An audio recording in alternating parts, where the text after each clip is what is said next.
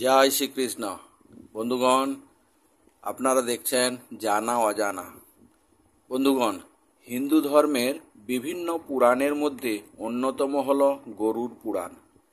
সাধারণত মৃত্যুর পর এই পুরাণ পড়া হয়ে থাকে। ব্যক্তির মৃত্যুর সময়ের মানসিকতা, মৃত্যুর পর কি কি কাজ করা উচিত, সেই সবই এই পুরাণে উল্লেখিত রয়েছে। হিন্দু ধর্মে মৃত্যুর পর 13 দিন গরুড় পুরাণ পাঠ করার কথা বলা হয়। কোনো পরিবারে কারো মৃত্যু হলে সেই পরিবার 13 দিন গরুড় পুরাণ পাঠ রাখে। শাস্ত্র অনুসারে কোনো আত্মা সঙ্গে সঙ্গে দ্বিতীয় জন্ম ধারণ করে। কোনো কোনো ক্ষেত্রে 3 দিনে অথবা 10 দিনে কিংবা 13 দিনে, আবার কেউ কেউ 1.5 মাসে দ্বিতীয় জন্ম নিয়ে নেন। কিন্তু যে ব্যক্তির স্মৃতি দৃঢ়, গভীর মোহ বা যার অকাল মৃত্যু ঘটেছে, তারা কমপক্ষে 1 বছর দ্বিতীয় জন্ম নিয়ে থাকে। মৃত্যুর 3য় বছরে গয়ায় তার শেষ তর্পণ করা হয়। আবার এমন কিছু আত্মা রয়েছে যারা পথ খুঁজে পায় না ও এদিক ওদিক ঘুরতে থাকে। গরুড় পুরাণ অনুসারে দেখতে হবে যে মৃত্যুর পর এটি কেন পাঠ করা হয়। আর এখানে গরুড় পুরাণে 10টি তথ্য সম্পর্কে উল্লেখ করা আছে, যার থেকে বোঝা যাবে কেন মৃত্যুর পর গরুড় পুরাণ পাঠ করা হয়। তাহলে বন্ধুগণ, যদি এখনও আমাদের চ্যানেলটি সাথে আপনারা যুক্ত না হয়ে থাকেন, তাহলে আজই চ্যানেলটি সাবস্ক্রাইব করে বেল আইকনটি ক্লিক করুন। একদা গরুড় বিষ্ণুর কাছ থেকে প্রাণীর মৃত্যু ও সদ্গতি সম্পর্কে নিগূঢ় ও রহস্যময় প্রশ্ন জিজ্ঞাসা করেন। সেই সমস্ত প্রশ্নের বিস্তারিত বিবরণ পাওয়া যায় গরুড় পুরাণে। প্রথমত, গরুড় পুরাণে মৃত্যুর আগে ও পরের পরিস্থিতি বর্ণনা করা হয়েছে, তাই মৃত ব্যক্তির উদ্দেশ্যে এই পুরাণ শোনানো হয়। দ্বিতীয়ত, 13 দিন পর্যন্ত মৃত ব্যক্তি পরিজনদের মধ্যে থাকে।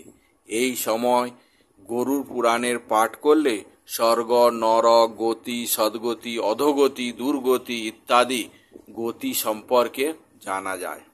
তৃতীয়ত, মৃত্যুর পরে যাত্রায় কোনো কোনো পরিস্থিতির মুখোমুখি হতে হয়, কোন লোকে তার গমন হয়, এ সমস্ত কিছু গরুড় পুরাণে শোনানো হয়।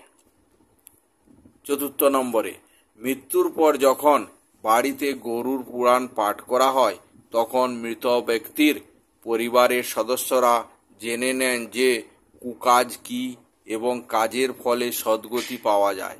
আবার উচ্চ লোকের যাত্রার জন্য কোন কোন কর্ম করা উচিত তাও জানা যায় এখানে।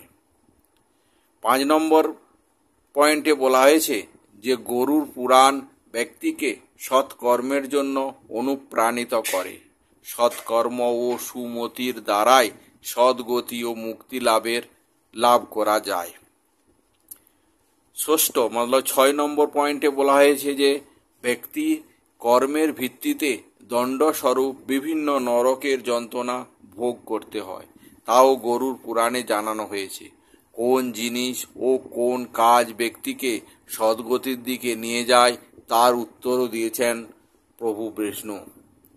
7 নম্বর পয়েন্টে বলা হয়েছে যে গরুড় পুরাণে ব্যক্তির জীবনের বিভিন্ন গূঢ় রহস্য জানানো হয়েছে। এই কথাগুলি ব্যক্তিকে অবশ্যই মেনে চলা উচিত।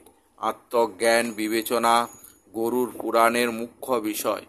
গরুড় পুরাণে 19,000 শ্লোকের মধ্যে 7,000 শ্লোকে জ্ঞান, ধর্ম, নীতি, রহস্য, ব্যবহারিক জীবন, আত্মা, স্বর্গ, নরক ও অন্য লোকের বর্ণনা পাওয়া যায়। 8 নম্বর পয়েন্টে বলা হয়েছে যে এর মধ্যে ভক্তি, জ্ঞান, বৈরাগ্য, সদাচার, নিষ্কাম কর্মের মহিমার সঙ্গে যজ্ঞ, দান, তপ, তীর্থ ইত্যাদি শুভ কাজে সর্বসাধারণকে প্রবৃত্ত করার জন্য বহু লৌকিক ও পরলৌকিক ফলের বর্ণনা করা হয়েছে।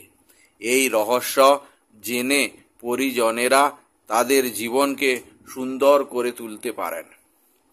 আর 9 নম্বর পয়েন্টে বলা হয়েছে যে এছাড়াও গরুর পুরাণে আয়ুর্বেদ, নীতিসার ইত্যাদি বিষয়ের বর্ণনাও পাওয়া যায়।